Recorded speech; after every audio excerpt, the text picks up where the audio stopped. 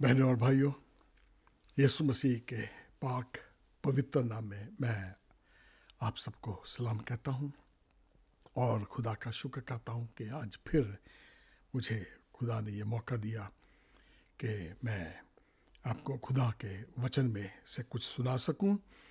और खुदा का शुक्र है कि इस वक्त मैं खुदा के वचन के साथ इस मंच पे वचन वाचा विश्वास जिसका नाम है मैं मौजूद हूँ। मॉरिस सैमुअल मिनिस्ट्री की तरफ से ये हर शनिवार को और बुधवार को आप तक पहुंचाया जाता है। खुदा का शुक्र है। मेरी दुआ है कि आप इसी तरह से मेरे साथ बने रहिए। चैनल को सब्सक्राइब करिए और शेयर करें ताकि सब इस वचन को सुन सके, क्योंकि वचन मेरी तरफ से नहीं है बल्कि खुदा के वचन खुदा की तरफ से है। और मैं चाहता हूं कि आप तक ये वचन शेयर किया जाए और बहुत से लोग जो है इसको समझें और खुदा में बढ़ते चले जाएं, तरक्की करें। तो इससे पहले कि हम वचन में जाएं, आए हम दुआ करें। मेहरबान खुदावंद, तेरा शुक्र है प्रभु, तूने आज तक संभाल के बचा के रखा। मेरी दुआ है प्रभु, आज जबकि मैं तेरे वचन को लेकर तेरे लोगों में शेयर करना चाहता हूं, खुदा मेरी दुआ है प्रभु मेरे साथ हो। जो कुछ भी मैं बोलूं वो सिर्फ वचन में से हो, कलाम में से हो, और लोगों तक जब ये पहुंचे, जो भी सुने खुदावंत, उन्हें ये समझ लग जाए और वो अपने आप को बदलने में कामयाब हों और तेरे वचन पे चले। जितने भी सुन रहे हैं बाद में देखें, खुदावंत तू सबको आशीष देना। इस दुआ को सुना कबूल कर, तेरे प्यारे बेटे यीशु के नाम से मांगता हूं, आमीन। बहनों भाइयों, आप सबका इस प्रोग्राम में मैं स्वागत करता हूं। खुदा का शुक्र है कि आप सब मेरे साथ बने हुए हैं। जैसे कि आप जानते हैं कि हर शनिवार को और बुधवार को मैं ये वचन लेके आता हूं अमेरिकन सेंट्रल टाइम के मुताबिक सुबह 9 बजे और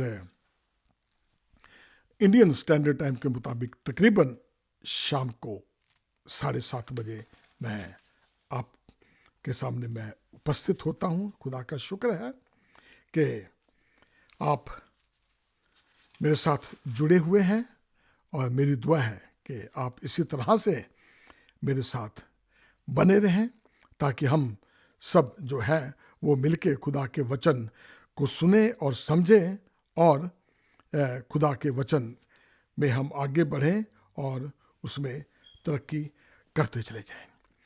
तो आज का वचन को लेके मैं हाजिर हूँ। जबकि मैंने बताया था कि कल यानी कि लास्ट टाइम जब मैंने सुनाया था वो ये था कि हम खुदा के वचन में कैसे बढ़ें, कैसे उसकी हम उसमें हम तरक्की करें और दूसरों के लिए एक राइट मोटिव जो है उसमें हम आगे बढ़ें।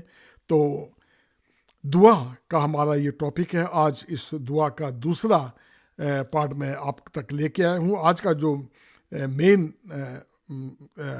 विषय है वो दुआ ही है कि हम दुआ में कैसे बढ़ें, कैसे हम दुआ में तरक्की करते जाएं और किस तरह से अपनी दुआ की जो डेली लाइफ है हम उसमें अपनी दुआ में हम बढ़ें। क्योंकि दुआ जो है एक प्रभु से बातचीत करने का हमारा माध्यम दुआ ही है।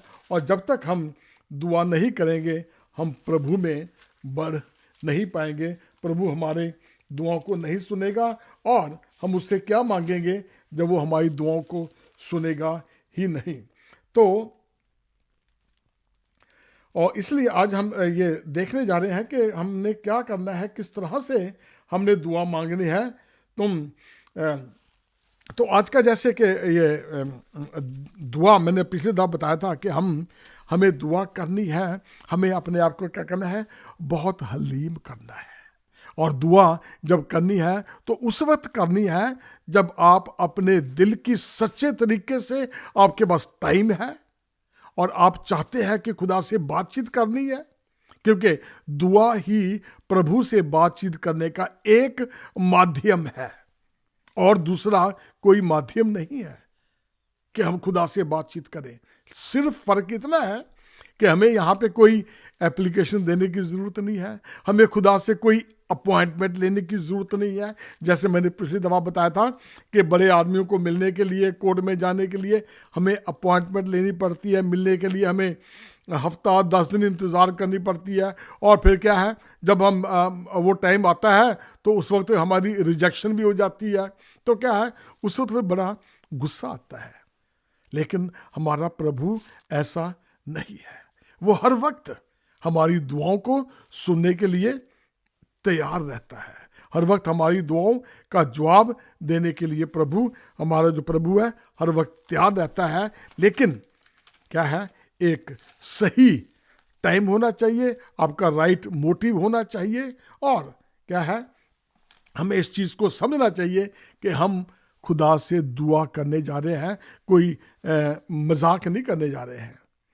हमें तैयार होने की ज़रूरत नहीं है, हम कहाँ बैठे हैं वहीं कर लो, खुदा से हम वहीं मुलाकात कर सकते हैं। ये कोई ज़रूरी नहीं है कि हम एक पर्टिकुलर, एक खास जगह होनी चाहिए। खुदा हमारा हर वक्त, हर जगह हमारी दुआ सुनने को तैयार रहता है। तो आइए अपनी बाइबलों को खोलें, याकूब की पत्री, उसका चैप्टर 5 और उसकी चैप्टर 5 उसकी 16 आयत से मैं पढ़ने जा रहा हूं।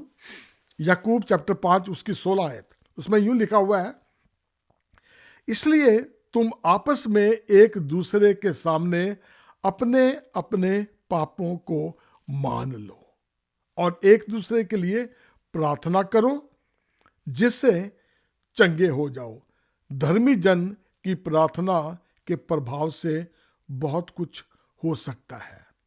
एक बार फिर पढ़ रहा हूं मैं, इसलिए तुम आपस में एक दूसरे के सामने अपने पापों को मान लो और एक दूसरे के लिए प्रार्थना करो, जिससे चंगे हो जाए।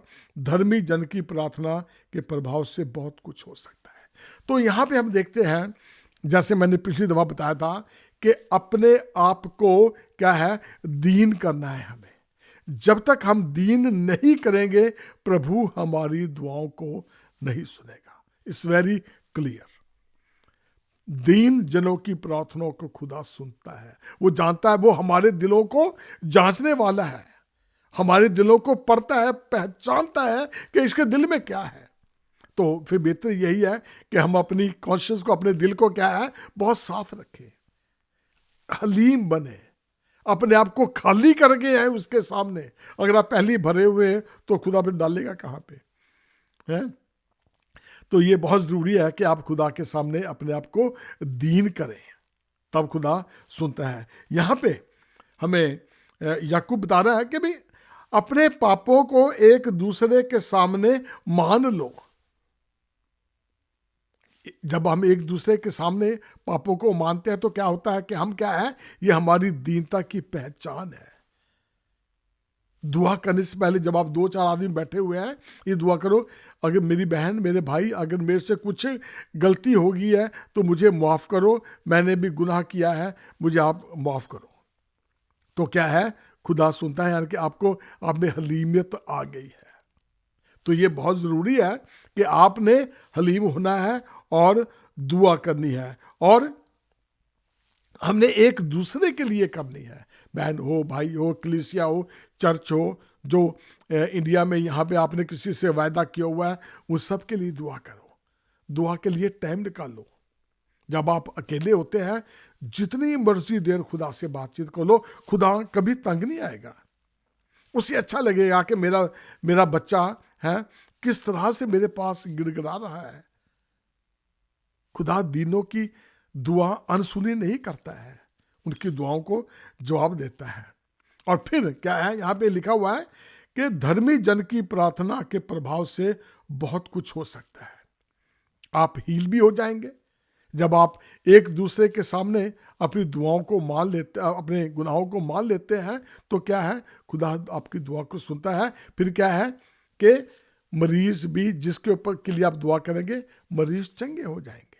और फिर अगर आप ये सोच रहे हैं कि भी अब मैं हलीम भी हूं, कोई बात नहीं, खुदा दुआ नहीं सुन रहा है, तो फिर क्या है कि धर्मी जन की प्रार्थना के प्रभाव से बहुत कुछ हो जाता है। फिर ऐसे किसी की तलाश में रहो कि देखिए हमारे मोहल्ले में या हमारे घर में या कौन सा एक विश्वासी है, या एक एक जिसे कह सकते हैं कि हम हलीम इंसान है, या जिसे कहते हैं कि हमारे चर्च में कौन ऐसा है जो कि धर्मी है। धर्मी जन को पहचानने एक आप, क्योंकि धर्मी जन की प्रार्थना से बहुत कुछ हो सकता है। उस धर्मी जन से आप भी सीख सकते हैं, क्योंकि धर्मी जन जो है खुदा ने उसे चुना हुआ है। धर्मी वैसे नहीं कहलाते, क्योंकि बाइबल हमें बताती है कि जब अब्राहम खुदा से बातचीत करता था, उसके हुक्मों को मानता था उसके, तो वो क्या है, खुदा की नजरों में धर्मी कहलाया। हम जब उसके वचनों पे चलते हैं, उसकी बातों को मानते हैं, तो क्या हम धर्मी ठहराते हैं, और धर्मियों की दुआ को क्या है, खुदा सुनता है। और फिर जब आप किसी धर्मी जन की के साथ रहेंगे या उसकी निगाह में रहेंगे, तो क्या है, आप धर्मी जैसे बनते जाएंगे। क्योंकि देखें, आप अपने घर में देखें, क्योंकि जो काम आप करते हैं, कोई भी काम जब आप अपने घर में करते हैं, आपके बच्चे देखते हैं, तो बच्चे क्या है, उसकी कॉपी करने की कोशिश करते हैं, और वही आते माँ बाप की आते बच्चों में आ जाती है। बहनों और भाइयों, जब हम धर्मी जन की कंपनी करने लगेंगे, धर्मी जन के साथ उठना बैठना शुरू करेंगे, तो वो जो धर्मी जन की आदतें हैं वो हमारे अंदर आनी शुरू हो जाएंगी। और जब हम रोज ब रोज बाइबल पढ़ेंगे, तो क्या है, हम रोज रोज क्या है, पवित्र आत्मा में नए होते जाएंगे, और बाइबल क्या है कि हम बाइबल के मुताबिक हम लोग अपने आप को ढालते चले जाएंगे। तो ये बहुत ज़रूरी है। अब मैं आपको 7 तरीके बता रहा हूँ किस तरह से कि हम अपने जो तरीके हैं, तौर तरीके हैं, और हम किस तरह से अपने आप को इस काबिल बनाएं कि खुदा हमारी दुआओं को सुन लें। तो जो 7 एटीट्यूड्स हैं, व्यवहार हैं हमारे जीवन में, वो है डेवलप होनी चाहिए। 7 किस्म की जो हमारे जिसे कहते हैं एटीट्यूड्स, हमारे जो है वो व्यवहार है, वो उनमें बदलाव आना चाहिए या वो बढ़ने चाहिए। तो क्या है, खुदा, ताकि खुदा हमारी दुआओं को सुने, हमारी दुआएं क्या है, वो प्रभावशाली हो जाए। तो पहला है, उसे कहते हैं एक्सेप्टेंस, यानी कि स्वीकार करना। अब स्वीकार करना क्या है, तो स्वीकार करने के लिए तो अब देखें मत्ती चैप्टर 6 उसकी 8वीं आयत, यूं लिखा है, यूं बताता है हमें कि हम दूसरों के समान ना बने, क्योंकि हमारा पिता मांगने से पहले जानता है कि हमें जरूरत क्या है। हम इस चीज को हम समझ जाएं, मान लें, इस चीज को हम यानी कि एक्सेप्ट कर लें। एक्सेप्टेंस जो है, हम इस चीज को, हमें पता होना चाहिए कि हमारा जो खुदा है हमारी दुआ मांगने से पहले जानता है कि हमें क्या चाहिए। इस चीज को हम अपने दिल में बैठा लें। लेकिन यह भी बताता है कि मांगो तो तुम्हें दिया जाएगा। खुदा को पता है कि इस मेरे बच्चे को किस चीज की जरूरत है, लेकिन वो हमारी इंतजार कर रहा है कि हम उसे मांगे। तो जब तक मांगेंगे नहीं, जब तक मिलने वाला नहीं है। खुदा को पता तो है, अब बच्चा है छोटा, मां को पता है, बच्चा सो रहा है, उसको पता है कि इसका क्या नाम, दूध का टाइम हो गया है, लेकिन दूध रखा हुआ तैयार करके।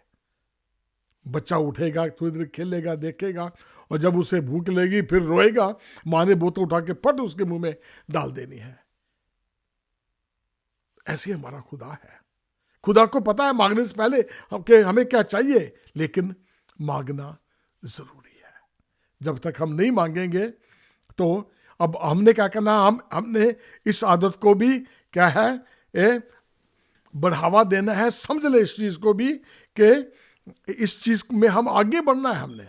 अपनेस क्या नाम इसके एक्सेप्टेंस जो है, हमने इस चीज़ को स्वीकार कर लेना है कि भी खुदा जानता है कि हमें क्या क्या चाहिए है, लेकिन हमें उसके लिए आप इसको बढ़ावा दें, इस बात को भी। दूसरी है फेथ, विश्वास से मांगे। क्या है? विश्वास से मांगे। हम इसमें हमने अपने विश्वास में भी बढ़ना है। ये दूसरा तरीका है हमारी दुआओं का प्रभावशाली दुआ होने का, ताकि खुदा हमारी दुआओं को सुन ले। याकूब की पत्री चैप्टर 1 उसकी 5 से 7 आयत में आपके सामने पढ़ने जा रहा हूं। हमें साफ दिखाया गया है कि अगर बुद्धि की कमी है, प्रभु से मांगो जो बिना उल्हाना दिए सबको उदारता से देता है, पर विश्वास से मांगो और कुछ संदेह ना करो, क्योंकि संदेह करने वाला समुद्र की लहर के समान है जो हवा से बहती है और उछलती है। और इंसान प्रभु से कुछ भी उम्मीद ना रखे। अब विश्वास तो है नहीं है, मांग हम रहे हैं, हम उसकी बातों को नहीं जान रहे हैं, उसके हुक्मों पे नहीं चल रहे हैं, हम उस जैसा बनने की कोशिश नहीं कर रहे हैं, हलीम हम हुए नहीं है, तो फिर क्या है? ये सारी चीजें जब इकट्ठी होती हैं तो इनमें हमारा विश्वास बढ़ता है। हमें विश्वास होना चाहिए। अब जिसको विश्वास ही नहीं है उसको अकल कहां से मांगेगी? जबकि कलाम हमें साफ कह रहा है कि जिसमें अकल की कमी है, कोई भी चीज मांगो वो आपको देगा, उदारता से देगा, क्योंकि आप विश्वास से मांग रहे हैं। अगर आपका विश्वास नहीं है तो क्या है? कोई फायदा नहीं है। जैसे समुद्र की लहरें क्या है, हवा आती है तो वो चल पड़ती है, जब खत्म हो जाती है तो वो वापस चली जाती है, खत्म कहानी, कोई फायदा नहीं है। फिर तो हमारा विश्वास क्या है? हवा के समान है। हमने दुआ कर ली, विश्वास है नहीं है, वो मिलना नहीं तो नासी, फिर देखी जाऊंगी कि ये होगा। विश्वास नहीं है। जबकि बाइबल हमें बताती है कि जब भी मांगो पूरे विश्वास के साथ मांगो कि मांग लिया और हो गया और मिल जाएगा। फिर आप उसका धन्यवाद करना सीखें। एक दफा मांग लिया ना, खुदा को पता है कि इसने मांगा है और हम मिलेगा भी जरूर, लेकिन थोड़ा इंतजार करें। जहां खुदा ने आपकी दुआ को सुनना है, वहां उसने जहां जरूरत है उसी वक्त की, खुदा उसी वक्त भी दुआ सुनता है। लेकिन अगर उसमें टाइम लगेगा, क्या है, किस तरह से मांग रहे हैं आप, तो उस चीज का भी इंतजार करें। तीसरा है परसिस्टेंस। क्या है? अटलता। एक ऐसी मजबूती, एक ऐसी दृढ़ता आपके विश्वास में, आपकी दुआ में आ जानी चाहिए कि भी बड़े पक्के इरादे के साथ मैंने आज खुदा से दुआ करनी है। अब क्या है? आप में अच्छा व्यवहार भी, हमारे जीवन में आपका क्या नाम, एटीट्यूड भी आगे बढ़ रहा है और आप में विश्वास भी आप में आ रहा है। तो क्या है, अब इसी तरीके से क्या है, आपका मजबूत अटलता भी आप में आ रही है। उस तरीके से हमने दुआ करनी है। इसे हम देखेंगे मत्ती चैप्टर 7 उसकी 7वीं और 8वीं आयत हमें क्या बताती है? मांगो तो तुम्हें दिया जाएगा, ढूंढो तो तुम पाओगे, खटखटाओ तो तुम्हारे लिए खोला जाएगा। क्यों? जो कोई मांगता है उसे मिलता है, जो ढूंढता है वह पाता है, और जो खटखटाता है उसके लिए खोला जाता है। मांगो तो तुम्हें दिया जाएगा, ढूंढो तो पाओगे, दरवाजा खटखटाओ तो तुम्हारे लिए खोला जाएगा। क्योंकि अब मैंने इसको पढ़ा है, क्योंकि जब तक तुम ये काम नहीं करोगे मजबूती के साथ, तुम्हारे दिल में एक अटल विश्वास है, एक दृढ़ता है, एक परसिस्टेंस है, मजबूत है आप, कि आपको पता है इस चीज का कि मांगेंगे तो हमें मिलेगा, हम ढूंढेंगे तो हम पा लेंगे, दरवाजा खटखटाएंगे तो खुदा ने आपके लिए खोल देना है। ये हम बड़ी डंके की चोट पे कह रहे हैं। ये एक ऐसा आत्मविश्वास, एक ऐसी मजबूती, दृढ़ता आपकी में होनी चाहिए, ताकि आप इस तरह से खुदा से दुआ कर सके। तब क्या है? खुदा दुआओं को सुनता है। जब तक हम इस काबिल ना हो, हम मजबूती में ना आएंगे, तो बहनों और भाइयों फिर दुआ बड़ी मुश्किल से खुदा सुनता है। अब हमें चाहिए है कि खुदा हमारी दुआओं को सुने। हमने अच्छा भी होना है, हमें अक्ल भी चाहिए है, हमें ढूंढ भी रहे हैं, हम पा भी लें, हम दरवाजा भी खटखटा रहे हैं। इन सारी चीज़ों के लिए एक हार्मनी, एक कड़ी से कड़ी जो है वो हमारी मिलनी ज़रूरी है। आज 7 कड़ियाँ हैं जो मैं इनको बता रहा हूँ। जब ये एक दूसरे के साथ जुड़ी रहेंगी तो खुदा क्या है, आपकी दुआ को अनसुनी नहीं करेगा। तो चौथी कड़ी है राइट मोटिव्स। एक सही मकसद जिसे कहते हैं, एक सही उद्देश्य, एक राइट मोटिव। अब हम मांग रहे हैं, नीयत हमारी कहीं है और मनोमन में सोच रहे हैं काश मेरे पास ये होता तो हम वहां जाते, ये करते, घूमते फिरते, मजे उड़ाते हैं। फिर सोचते हैं कि चलो भी रब को आज दुआ कर लो कि रब आज दे देवे तो फिर आप सारे काम कराएंगे। है गलत हमारी सोच है। गलत करने के लिए हम हमारे दिल में ये ख्याल आ गया है, उधर से टाइम हो गया है कि ओहो आज तो दुआ भी करनी है, चलो भी अब दुआ करनी है, अब ये मांग ले। हम किस उद्देश्य से मांग रहे हैं? क्या हमारा राइट मोटिव्स है कि नहीं है? कैसे खुदा दुआ सुनेगा? तो आए पढ़े, यह है सही मकसद, राइट मोटिव्स।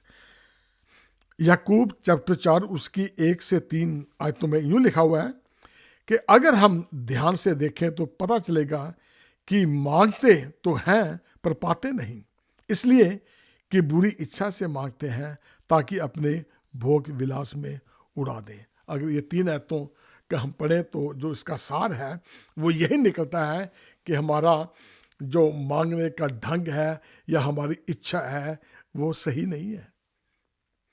चाहे आप अपनी ये बात अपने दिल में दबा के रखो, चाहे मुंह से कहो, चाहे ना कहो, खुदा को पता है कि आपके दिल में क्या है और मेरे दिल में क्या है। वो जानता है कि हम किस तरह से मांग रहे हैं और क्यों मांग रहे हैं।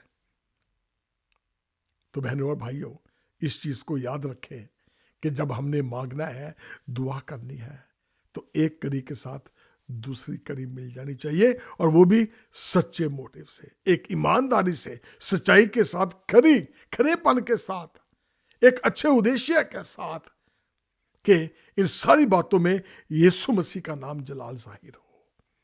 जो कुछ भी हमने करना है उसके लिए हम मांग रहे हैं। क्यों मांग रहे हैं?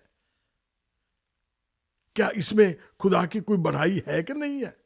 क्या उसको, उसके नाम को ऊंचा उठाना है कि नहीं है? उसके राज्य को हम एक्सपेंड, उसके राज्य को हम बढ़ाने की सोच रहे हैं कि नहीं सोच रहे हैं?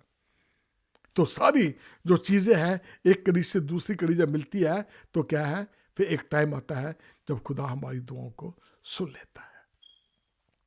तो आगे की कड़ी है हार्मनी विद गॉड्स विल, यानी कि एक खुदा की जो से मैंने कहा कि जो खुदा चाहता है उस सद्भाव को या एकता जो प्रभु भी चाहता है, उसकी भी यही इच्छा है।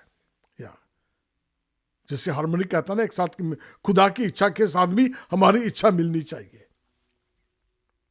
अगर खुदा की इच्छा हमारे मांगने में नहीं है, खुदा चाहता है कि हमें इस चीज की जरूरत नहीं है और आप चाहते हैं कि हमें जरूरत है, तो मिलने वाला नहीं है वो। अब पढ़े लिखे हम है नहीं है, हमें कुछ करना नहीं आता, ज्यादा एजुकेशन है नहीं है, और आप चाहे कि भी खुदा आप मुझे देश का प्राइम मिनिस्टर, प्रेसिडेंट बना दे, हमें बहुत बड़ा बिजनेसमैन बना दे, हमें बड़ा स्कॉलर बना दे, ताकि मैं साइंस में मैं उसकी कोई इन्वेंशन करूं। ये सारी चीजों के लिए देखना है कि आप इस काबिल है भी कि नहीं है, आप किस तरह से मांग रहे हैं। उसमें क्या चीज खुदा को, क्या उसको खुदा भी इस चीज से राजी है कि नहीं है? खुदा चाहता है कि आपको ये मिले, आप इस काबिल है भी कि नहीं है? हमारे में अंदर बुरी लतें हैं, बुरे हम काम करते हैं, आदतें हमारे में बुरी हैं, जाते हम कहीं और हैं, तो खुदा का हम नाम रोशन कर रहे हैं क्या? सोचे इस चीज को। जिस चीज में खुदा की इच्छा है, अगर हम वो मांगे, उसके लिए मांगे, तो खुदा जरूर सुनता है। एक कड़ी के साथ एक कड़ी मिलनी चाहिए। छठी है डिजायर टू ओबे। एक ऐसी डिजायर, एक ऐसी इच्छा होनी चाहिए कि जो खुदा ने कहा है ना, मैंने उसका हुक्म मानना ही मानना है, मैंने उसका हुक्म मानना ही मानना है। आज्ञाओं को मानने की इच्छा, तो पहला यूहन्ना उसका चैप्टर 3 उसकी 22वीं आयत में यूं लिखा है, या यूं सिखाता है हमें, और जो कुछ हम मांगते हैं वह हमें उससे मिलता है, क्योंकि हम उसकी आज्ञाओं को मानते हैं और जो उसे भाता है वही करते हैं। अब खुदा की डिजायर क्या है? खुदा चाहता है कि मेरा बच्चा जो है, क्या हमारे कामों से, हमारे शरीर से क्या है, यीशु मसीह दिखाई देना चाहिए। हमारी आदतों से क्या हम इस काबिल हैं कि जो हम करते हैं हमारे आत्मा, हमारे शरीर से यीशु मसीह का की तरह हम दिखें? लोग कहें कि यार खुदा ने बड़ी बरकत दी ऐसे, यार ये बंदा सही है? ये सही मसीही है, मसीह को फॉलो करता है, उसके हुक्मों को मानता है, कि हम सिर्फ दिखावे के लिए जाते हैं चर्च में? चर्च में हमारा हाल कुछ और होता है, जैसे चर्च से बाहर निकलते हैं हमारा हिसाब किताब चेंज हो जाता है, हम बदल जाते हैं। क्या यही हमें बाइबल सिखाती है? क्या हम यही करते हैं जो कहा है कि हम मानते हैं? अगर नहीं मानते तो क्या करेंगे? डिजायर तो है नहीं हमारी उसका हुक्म मानने की, तो फिर खुदा दुआ क्यों सुनेगा भाई? एक ऐसी डिजायर होनी चाहिए कि मैंने खुदा के वचन से पीछे नहीं हटना, जो मर्जी हो जाए। इस तरह से हमने उसके वचन को मानना है, ताकि दूसरे, अब हमारे हाथ उठाने से, दुआ मांगने से कुछ होने वाला नहीं है, दिखावे के लिए जो मर्जी करते चले जाए। लेकिन जब दूसरे लोग आपको देखेंगे, कहेंगे कि हाँ भाई, दूसरे लोगों को आपके अंदर मसीही दिखना चाहिए, तब हम मसीही हैं। आपके हाथ उठाने से, दुआ मांगने से हम मसीही नहीं बन जाते हैं। खुदा ने दुआ नहीं सुननी है। देखें कहां कमी है, कहां कमजोरी है, उस आदत से छूटे।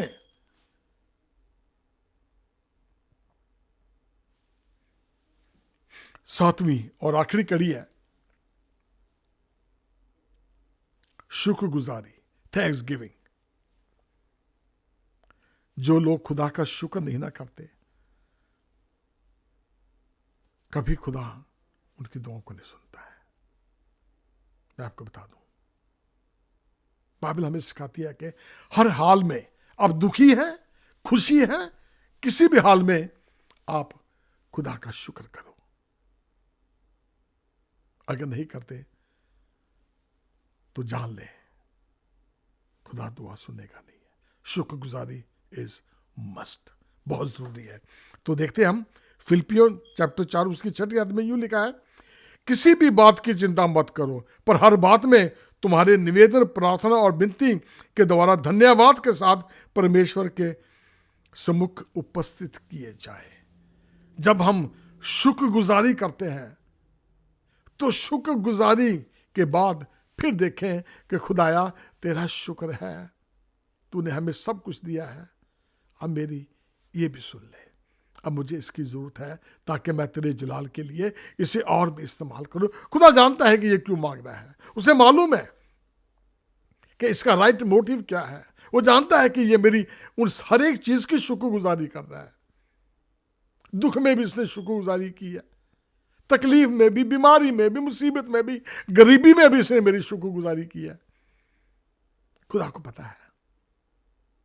तो क्या है बहनों और भाइयों, खुदा हमारी दुआओं को सुन लेता है। इब्रानियों 13:15 यूं लिखा है, इसलिए हम उसके द्वारा स्तुति रूपी बलिदान अर्थात उन होठों का फल जो इसके नाम का अंगीकार करते हैं, परमेश्वर को सर्वदा चढ़ाया करो। हमारे होठों का फल क्या है? यह है शुक्रगुजारी। हर वक्त चढ़ाया करो। शुक्रगुजारी बहुत जरूरी है कि हम खुदा का शुक्र करें। खुदाया तेरा शुक्र है, तो तूने हमें इस काबिल बनाया कि आज हम तेरे वचन को सुन सकें। तेरा शुक्र है इस भाई के लिए, इस बहन के लिए जिसके वसीला से तेरे वचन को सुना, हमने आशीष पाई है। उसका शुक्र करो। अपने बहन भाइयों के लिए, रिश्तेदारों के लिए, पवित्र आत्मा के लिए शुक्र करो कि पवित्र आत्मा तेरा शुक्र है कि तूने मेरे दिल में यह डाल दिया कि मैं तेरे कलाम को सुनूं। तेरा शुक्र है पवित्र आत्मा, तूने मुझे बचा लिया। खुदा तेरा शुक्र है, तूने मुझे इस काबिल बनाया कि मैं आज तेरे वचन को पढ़ सकता हूं, पढ़ सकती हूं। इस पे मुझे भरोसा है। ये शुक्रगुजारी है खुदा की। और जब ये शुक्रगुजारी होगी तो खुदा आपकी दुआ को जरूर सुनेगा। आइए हम दुआ करें। मेहरबान खुदा, तेरा शुक्र है प्रभु, तेरे इस अच्छे वचन के लिए कि हम आज सीख सके तू किस तरह से हमारी दुआओं को सुन सकता है। हमें इस काबिल बना खुदावंद कि हम तेरे हुक्मों को मानते रहें। जो हुक्म तूने हमें दिए हैं, तेरे वचनों को मानने, सुने, समझे, ताकि हमारे में यीशु मसीह नजर आए। फिर तू हमारी दुआओं को सुन लेता है। खुदा बाप तेरा शुक्र है इन सब बहन भाइयों के लिए जिन्होंने ये सुना। मेरी दुआ है प्रभु, तू सबको इस काबिल बना कि तो उन सब की दुआओं को सुन सके, वो इस चीज को जान सके कि हमें किस काबिल बनना है, किस तरह से दुआ करनी है। इस छोटी सी दुआ को सुनो, कबूल कर। तेरे प्यारे बेटे यीशु के नाम से मांगते हैं, आमीन।